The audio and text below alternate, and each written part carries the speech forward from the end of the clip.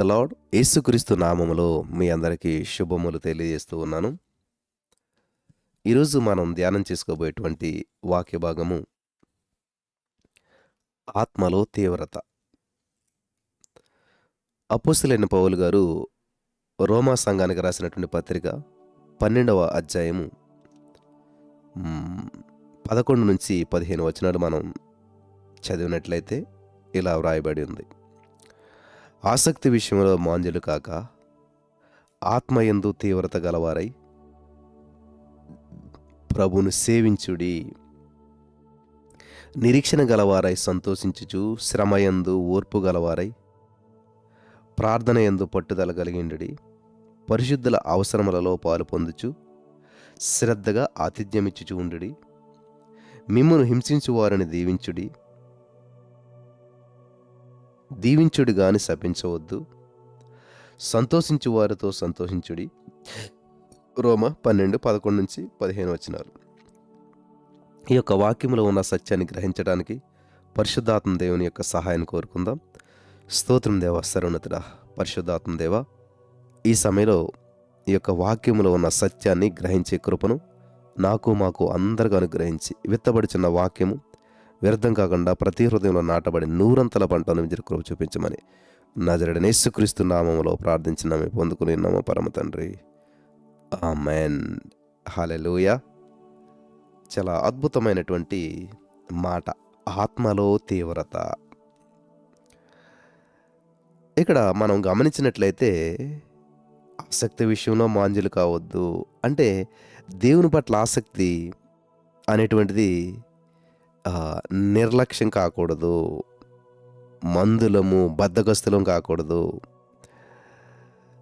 So ప్రతిరోజు లేవటానికి ఇష్టపడతారు కానీ ఆదివారం ఉదయం లేవటానికి అస్సలు ఇష్టపడరు చాలామంది కదా. చూడండి ఎంతమంది లేవలేకపోయారు ఎర్లీ మార్నింగ్. అంటే మనకి మైండ్లో ఎట్లాగా సైతాన్ గాడు ఫిక్స్ చేస్తాడంటే ఇది ఆదివారం, ఇది రెస్ట్, ఇది మనకి విశ్రాంతి, కాబట్టి ఇది సెలవు దినం, కాబట్టి ఇది ఎక్కువ రెస్ట్ తీసుకోవాలి, ఎక్కువ పడుకోవాలి అనేటువంటిది ఆత్మలో తీవ్రతను ఆర్పేస్తుంది అనమాట. ఆత్మయందు తీవ్రత గలవారే ప్రభుని సేవించుడి. హల్లెలూయా.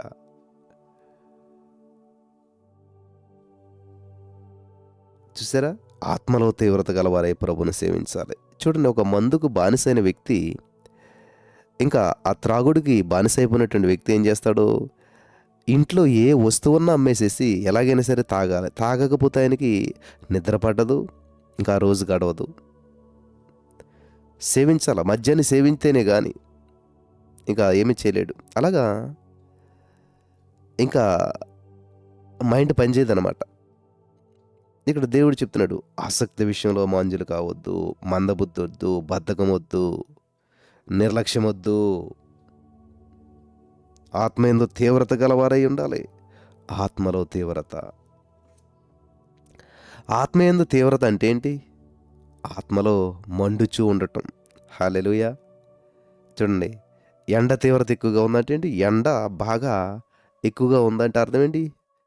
మండుతుందని అర్థం, మంటలా ఉందని అర్థం. కాబట్టి ఆత్మలో తీవ్రత అంటే అర్థం ఏంటంటే మండుచూ ఉండాలి, మండుచూ ఉండాలి. మరి బాప్తిసం పొందుతాం, నీటి బాప్తిసం పొందాం. ఆ నీటి బాప్తిసం పొందిన తర్వాత మనం పొందుకొనిచ్చినటువంటి పరిశుద్ధాత్మ బాప్తిసం అగ్ని అభిషేకం అని చెప్పి బైబిల్ గ్రంథం మనకు సెలవిస్తూ ఉంది. మన ప్రభువారు కూడా దహించు అగ్ని. హల్లెలూయా. ఎవరైనా మన ప్రభువారు దహించు అగ్ని. మన యేసయ్య దహించు అగ్ని. మనం ఆయన బిడ్డలం, మనం ఆయన బిడ్డలం. కాబట్టి మనం కూడా ఏం చేయాలి తెలుసా? మండుచూ ఉండాలి. హల్లెలూయా. మండుచూ ఉండటం అంటే కోపపడటం, ఆవేశపడటం, అనాలోచనగా మాట్లాడటం కాదు. దేవునిలో ఆసక్తి విషయంలో మాంద్యులు కాకుండా ఆత్మలో తీవ్రత గలవారే ప్రభుని సేవిస్తూ మండుచూ ఉండాలి.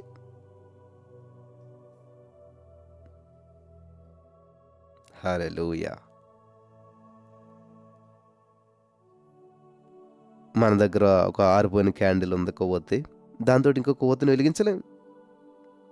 ఆరిపోయిన కొవ్వొత్తు దేనికి ఉపయోగపడదు, దానికి ఉపయోగపడదు. ఇంకో క్యాండిల్ని కూడా వెలిగించలేదు. మన హృదయంలో పరిశుద్ధ అగ్ని మండుతున్నప్పుడే ఎదుటివారి జీవితాల్లో కూడా మంటను ప్రవేశపెట్టగలుగుతాం. నువ్వు మండుచున్నప్పుడే ఇంకొక వ్యక్తిని మండించగలుగుతావు. నువ్వు లేచినప్పుడే ఇంకొక వ్యక్తిని లేపగలుగుతావు. నువ్వు చేసినప్పుడే ఇంకొక వ్యక్తి చేసేలాగా ప్రోత్సహించగలుగుతావు. హల్లెలూయా! దేవునికి స్తోత్రం కలుగునుగాక. జాగ్రత్తగా గమనించాలని ప్రభు పేరిట నేను మనవి చేస్తూ ఉన్నాను. ఉద్యమం అనేది ఎక్కడి నుంచో కాదు, నీలో నుంచే ప్రారంభించాలి. నీవే ప్రారంభించాలి. నీవే మండాల ముందు.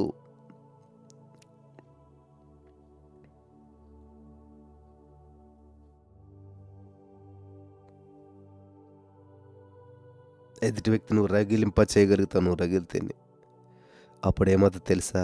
ఆత్మమంట దేశమంతా వ్యాపిస్తుంది. నువ్వు వెలిగి నీ పక్కోళ్ళని వెలిగిస్తే, ఆ పక్కోళ్ళు ఇంకొకరిని వెలిగిస్తే దేశమంతా వ్యాపిస్తుంది. ప్రభుకు పరిచర్య చేసిన కొలది కూడా మీలో ఆత్మ మంట రగులుకుంటుంది. మీలో ఉన్నటువంటి మంట వ్యాపిస్తూ ఉంటుంది. అందుకనే పౌలు గారు తెస్సలోనికి రాసినట్టు మొదటి పత్రిక 5:19 ఆత్మను ఆర్పకుడి. హల్లెలూయా! ఈ ఆత్మను ఆర్పకుడు అనేటువంటిది విశ్వాసులకి, సేవకులకు కూడా వర్తిస్తుంది. ప్రకటన గ్రంథంలో 7 సంఘాల్లో చివరిది లవదొకియ సంఘం. సంఘ విశ్వాసుల పరిస్థితి స్పష్టంగా ప్రభు చెప్తూ, నీవు చల్లగానైనా వెచ్చగానైనా లేవు. నీవు చల్లగానైనా వెచ్చగానైనా ఉండిన నీకు మేలది. నీవు వెచ్చగానైనా చల్లగానైనా ఉండకుండా నులివెచ్చని స్థితిలో నువ్వు ఉన్నావంటే నిన్ను నా నోటిలోంచి ఉమ్మేస్తాను అనే ప్రకటన గ్రంథం 3:15-16 దేవుడు సెలవిస్తూ ఉన్నాడు. సంఘం యొక్క చల్లారినటువంటి స్థితికి కారణం ఏంటి? ఈరోజు నీ యొక్క ఆధ్యాత్మికమైన జీవితం చల్లారిపోవటానికి కారణం ఏంటి? గతంలో ఎంతో ఆసక్తి, ఎంతో ఇంట్రెస్టు, ఎంతో రోషము, ఎంతో మరి దూకుడు ఉండేటువంటిది దేవుని పట్ల, దేవుని కార్యాల పట్ల, దేవుని సన్నిధిలో పాలు పంచుకోవటం అంటేని. మరి ఆ చల్లారిన స్థితి కారణం ఏంటి? అంటే నాకేమీ కొదవలేదని చెప్పుకోవటం. నేడు కూడా విశ్వాసులు ఏక మనసు, ఏక హృదయంతో ప్రార్థించలేకపోతున్నారు. కనుక మంట అంతగా లేదు. నాకే కొదువ లేదు అనుకుంటారు చాలామంది. ఆత్మలో కొదువున్నదే. ఆత్మీయతలో అభివృద్ధి ఆగిపోయింది. ఆత్మలో మంట లేదు. ఏక హృదయంతో ప్రార్థించలేకపోతున్నారు. అందుకనే మంట అంతగా లేదు. ఒక అగ్గి పుల్ల వెలిగితే ఎంత వస్తుంది మంట? అదే అనేక అగ్గి పుల్లలు కలిసినట్లయితే పెద్ద మంట. అలాగే ఈ రోజున ఒకరినొకరు అర్థం చేసుకోవట్లేదు. ఏక మనసు లేదు, ఏక హృదయం లేదు. ఆ ఏక మనసు, ఏక హృదయం లేకుండా ప్రార్థించడం వల్లే ప్రార్థన చేస్తున్నారు, కానీ ఏక మనసు లేదు, ఏక హృదయం లేదు. అందుకే మంట అంతగా లేదు. లోకము, శరీరము, సాతాను అనేటువంటి 3 శత్రువులు మన యొక్క ఆధ్యాత్మికమైన జీవితంలోనూ చల్లార్చడానికి నిరంతరం మనతో పోరాడుతూ ఉన్నాయి. 3: లోకము, శరీరము, సాతాను. నీ మంట చల్లార్చాలని ఎప్పుడు పోరాటం ఉంటుంది. ఇంటి నుంచి బయటకు వచ్చినటువంటి తక్షణమే ఆయా రీతిలో సైతానుగాడు ప్రేరేపిస్తూ ఉంటాడు. ఇంట్లో ఉన్నప్పుడు సినిమా, సీరియల్స్ ద్వారా సైతానుగాడు వాడి యొక్క విషయం మనలోనికి ఆ విషాన్ని ఎక్కిస్తాడు. మన దేవుడు రోషం కలిగినటువంటి వాడు కాబట్టి ద్వితీయోపదేశకాండం 4:24, హెబ్రీ 12:29 నీ దేవుడని యెహోవా దహించు అగ్ని రోషం గలవాడనై ఉన్నాడు. హెబ్రీ 12:29 పాపులను రక్షించుటకు మాత్రమే కాదు, అగ్నిని కూడా వేయుటకు ప్రభు వచ్చాడు. లోకాసు వార్త 12:49 నేను భూమి మీద అగ్ని వేయ వచ్చి తిని అది ఇదివరకే రగులుకొని మండవలనని ఎంతో కోరుచున్నాను. ఈ యొక్క విషయాలు గ్రహించిన రోజున ఆత్మలో తీవ్రత కలిగి మండుచూ ఉంటాను. హల్లెలూయా! నిప్పుకు చెదల పట్టవు. వింటున్నారా? నిప్పుకు చెదల పట్టవు, బొగ్గుకు మాత్రమే. ఇక్కడ మీరు గమనించినట్లయితే ప్రియులారా, నిప్పు అంటే మండుచున్నది, ఆరిపోయిందని నిప్పు అనరు. ఇంక దాని దగ్గరికి ఏ చెద వస్తుంది, ఏ సమస్య వస్తుంది, ఏదో జన్మ వచ్చిందంటే అది కూడా అగ్నిలా మారిపోతుంది, కాలిపోతుంది.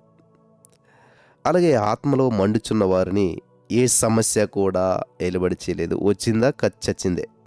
ఏ సమస్య వచ్చినా కూడా చచ్చిందనమాట. నువ్వు మండాల. ఇక్కడ 3 విషయాలు మనం ధ్యానం చేసుకుందాం. ప్రార్థనలో తీవ్రత.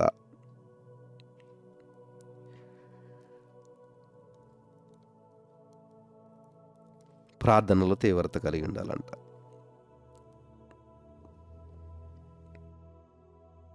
దేవునికి స్తోత్రం కలుగును గాక. తీవ్రత అంటే యెషయా గ్రంథం 64:1-2లో దేవుడు చాలా అద్భుతంగా అక్కడ రాస్తాడు. తీవ్రత అంటే మండుట. తీవ్రత అనగా మండుట. ఈ యొక్క మంట ఆత్మ మంటగా ఉన్నది ప్రియులారా. దానిని మనం పట్టుదలగా ప్రార్థించడం ద్వారా పొందుకుంటాం. ప్రార్థనా వీరులుగాను విజ్ఞాపనకర్తలుగా ఉండేటువంటి ప్రతి స్త్రీ పురుషులు ప్రభు కొరకు మండుచు ప్రకాశించువారై ఉంటారు. ఉద్యోగం కొరకై ప్రార్థన యెషయా గ్రంథంలో ఉన్నది. యెషయా గ్రంథం 64:1-2లో గగనము చీల్చుకుని నీవు దిగు వచ్చేదవుగాక, నీ సన్నిధిని పర్వతములు తత్తరిల్లునుగాక, నీ శత్రువులకు నీ నామమును తెలియజేయుటకై అగ్ని గచ్చపొదలను కాల్చు రీతిగాను, అగ్ని నీళ్లను పొంగజేయు రీతిగాను నీవు దిగు వచ్చేదవుగాక. గమనించాలి ప్రియులారా. ఎప్పుడైతే నీ హృదయాలను చింపుకొని మీరు ప్రార్థిస్తారో అప్పుడే ప్రభు దిగి వస్తాడు. ప్రార్థనలో కనిపెట్టిన కొలది అగ్ని మీలోనికి దిగుతుంది. మీ జీవితం మండుచూ ఉంటుంది. ఆసక్తిగా ప్రార్థించడం మానుకోవద్దు. ఆత్మతోనూ మనసుతోనూ గ్రహింపుతోనూ ప్రార్థించాలి.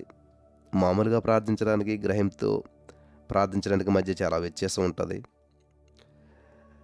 ప్రభు వేదన పడి మరింత ఆత్రముగా ప్రార్థన చేశాడని లోక 24:44లో మనం చూస్తూ ఉన్నాం. మరణమునందునట్లు ఆయన తన ప్రాణమును దారబోసెను అని యెషయా గ్రంథం 58:12లో మనం చూస్తూ ఉన్నాం. గెస్సెమనే తోటలో ప్రభు చెమట నేల పడుచున్న గొప్ప రక్తపు బిందువుల వలె ఆయను. కారణం, పరలోకం నుంచి దిగి వచ్చిన దూత ఆయనను బలపరిచాడు. ఇజ్రాయేలు దేవుడైనటువంటి యెహోవా సన్నిధిని నిలబడి ఉన్నాను అని ప్రవక్త అయినటువంటి ఏలియా గారు తనను గురించి చెప్తూ ఉన్నాడు. నువ్వెక్కడున్నావో గుర్తించాలి. 1 రాజుల 17:1 బయలు ప్రవక్తలతో పోటీ పడినప్పుడు ఏలియా ప్రార్థన ఆకాశం నుంచి అగ్నిని రప్పించింది. దహన బలిగా అర్పించబడినటువంటి దానిని దహించి వేసింది. సండే స్కూల్ నుంచి మనకు తెలిసిన స్టోరీ ఇది. ప్రార్థనలో తీవ్రత కలిగినటువంటి ఏలియా అని పరిచయం చేస్తూ ఉన్నారు అక్కడ.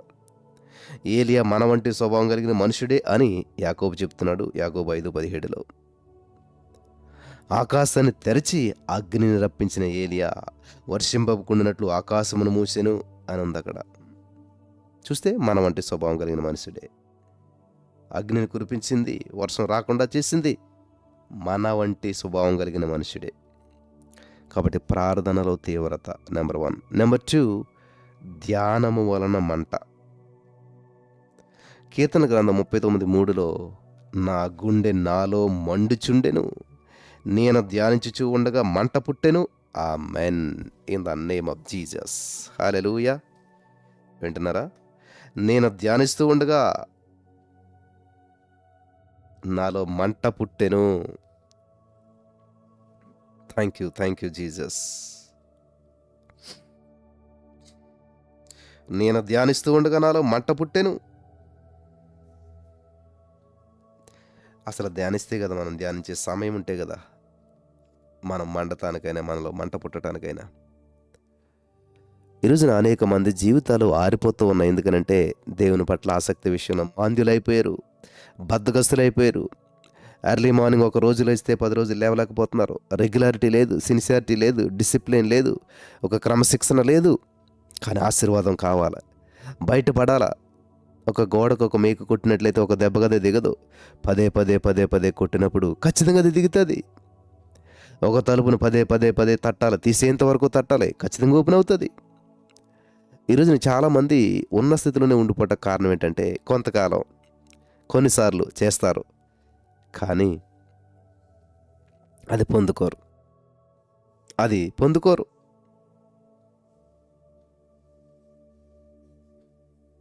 ఎందుకంటే కొద్ది సమయానికి మాంద్యులైపోతారు, బద్ధకస్తులైపోతారు, పట్టుదలను విడిచిపెట్టేస్తారు. ఎవరైతే పట్టుదలగా పట్టుదలగా పట్టుకుని ఎవరైతే పట్టుదలగా పట్టుకుని ప్రతిరోజు 6 అయినా సరే, 106 అయినా సరే, తలకిందులైనా సరే ఒక డెడికేటెడ్గా దేవునిలో మండాలని ఆశతో ముందుకొస్తారో ఖచ్చితంగా దేవుడు వాళ్ళని ప్రత్యేకించబడి పైకి తీసుకొస్తాడు. తీవ్రత ఉండాలి, నీకు తీవ్రత ఉండాలి. ఏది ఏమైనా సరే నేను దేవుని సందులో ఉండాలి. ఎర్లీ మార్నింగ్ చీకటితోటే లేవాలి.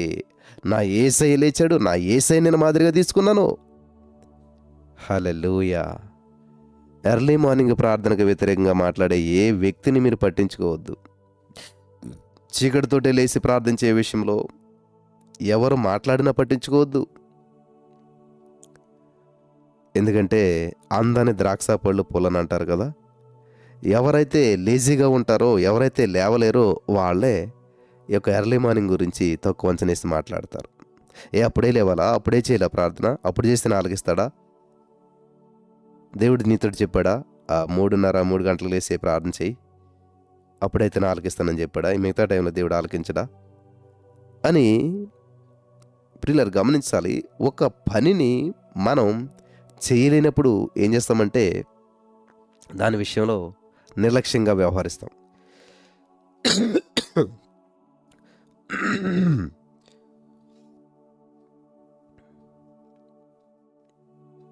దేవునికి స్తోత్రం కలుగును గాక. క్రమంగా ప్రార్థించే వారిలో ఆత్మమంట చెలరేగుతుంది. ఆ ప్రకారమే బైబిల్ గ్రంథాన్ని చదివి ధ్యానించేటువంటి వారి గుండెలు మండుచూ ఉంటాయి. చాలామంది నేనెంతో ప్రయాసపడుతున్నాను, నా కార్యాలు సఫలం అవ్వట్లేదు అని చెప్పి ఆవేదన చెందుతుంటారు. అయితే ధ్యాన పురుషుడైనటువంటి దావీదు విజయ మార్గాన్ని తెలియజేస్తూ ఉన్నాడు. యెహోవా ధర్మశాస్త్రమునందు ఆనందించుచు దీవారాత్రము ధ్యానించువాడు ధన్యుడు, అతడు చేయనదంతా సఫలమగును. కీర్తనలు గ్రంథం 1:2-3 హల్లెలూయా. విన్నరా? దినానికి ముమ్మారు దావీదు ప్రార్థించేవాడు. సాయంకాలమున, ఉదయమున, మధ్యాహ్న కాలమున నేను ధ్యానించుచు మొర్రపెట్టుచు ఉందును, ఆయన నా ప్రార్థన ఆలకించును. In the name of Jesus. ఉదయము మధ్యాహ్నం సాయంత్రం, ఉదయము మధ్యాహ్నం సాయంత్రం. బైబిల్లో ఎలా ఉంటుందంటే సాయంకాలము, ఉదయము, మధ్యాహ్నం ఇలా ఎందుకుంది అంటే అక్కడ మనకి యూదుల క్యాలెండర్ చూసినట్లయితే సాయంత్రం 6 గంటలకి ప్రారంభించబడుతుంది. మన క్యాలెండర్ చూసినట్లయితే మిడ్ డే అంటే మధ్యరాత్రిలో ప్రారంభించబడుతుంది. అంటే మనకంటే వారు 6 గంటల ముందుంటారు. గమనిస్తున్నారా? సాయంత్రం 6 గంటలకి రోజు ప్రారంభించబడుతుంది వాళ్ళకి. మనకి మిడ్ నైట్ 12 గంటలకు ప్రారంభించబడుతుంది. కాబట్టి వాళ్ళకి మొదట ఏమొచ్చిందంటే సాయంకాలం వచ్చింది. సాయంకాలం తర్వాత ఉదయం వచ్చింది, తర్వాత మధ్యాహ్నం. అందుకని 55వ కీర్తన 17 చెప్తున్నాడు ఆయన, సాయంకాలమున, ఉదయమున, మధ్యాహ్నమున నేను ధ్యానించుచు మొరపెట్టుకొందును, ఆయన నా ప్రార్థన ఆలకించును. ఇందులో మీరు ఎంతమంది ఈ 3 సమయాల్లో ఈ యొక్క 3 సమయాల్లో ప్రభును ధ్యానిస్తారు, ప్రభును మహింపరుస్తారు? చెప్పగలుగుతారు మీరు కూడా? ఉదయము, మధ్యాహ్నము, సాయంకాలం. ఉదయకాల ఆరాధన, మధ్యాహ్నకాల ఆరాధన, సాయంకాల ఆరాధన. ఈ 3 వాటిలో నేను కూడా పాలు పంచుకుని ప్రభువును మహింపరుస్తున్నాను అని ఎంతమంది చెప్పగలుగుతున్నారు? ఎంతమంది మాట్లాడగలుగుతున్నారు? ఖచ్చితంగా ఎంతమంది ఉదయం, మధ్యాహ్నం, సాయంత్రం ప్రభు సన్నిధిలో ఉండగలుగుతున్నారు? పరిశీలన చేసుకోండి. దావీదు ధర్మశాస్త్రాన్ని ఎక్కువగా ప్రేమించాడు, ఎక్కువగా స్తుతించాడు,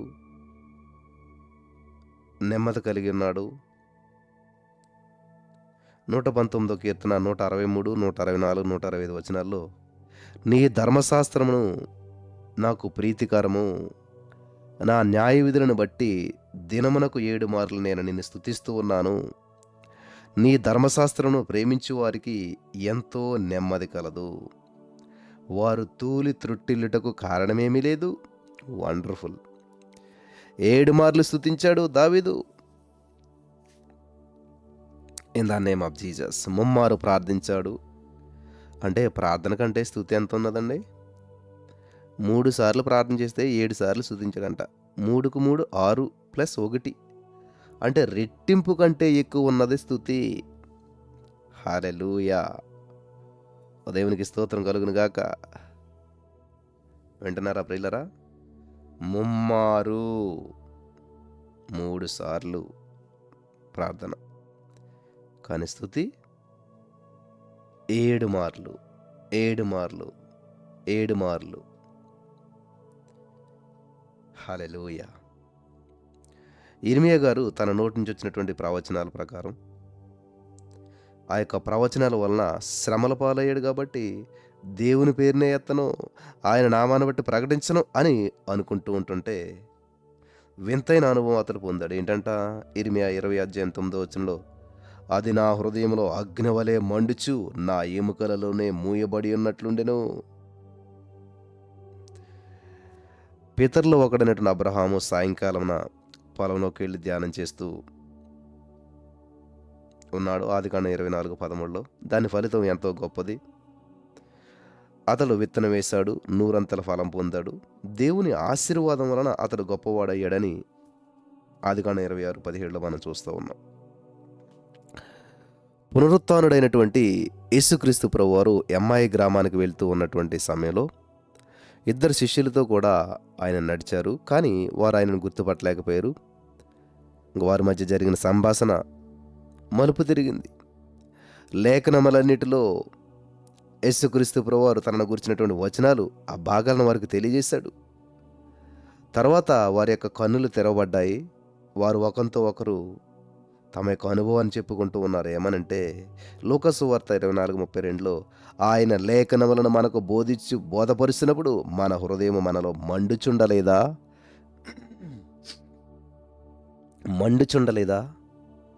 అని ఇక్కడ మనం చూస్తూ ఉన్నాం.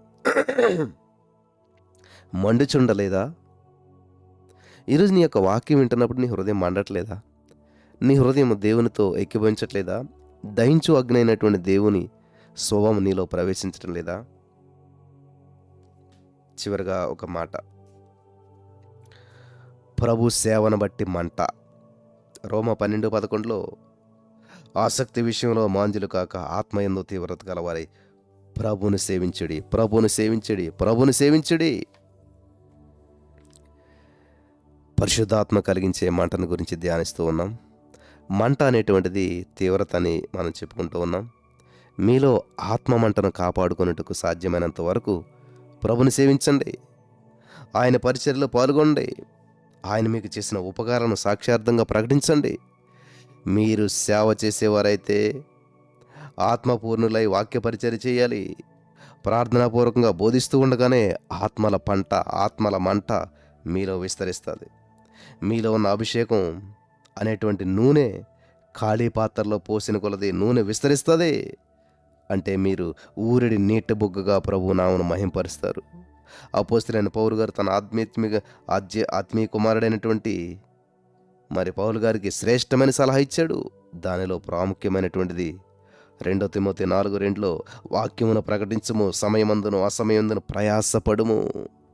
ప్రయాసతో సాక్ష్యం చెప్పడానికి, యేసుక్రీస్తును హెచ్చించడం ద్వారా ఆయన మనం మహింపరచడానికి ఎన్నడూ వెనుక తీయొద్దు ప్రియులారా.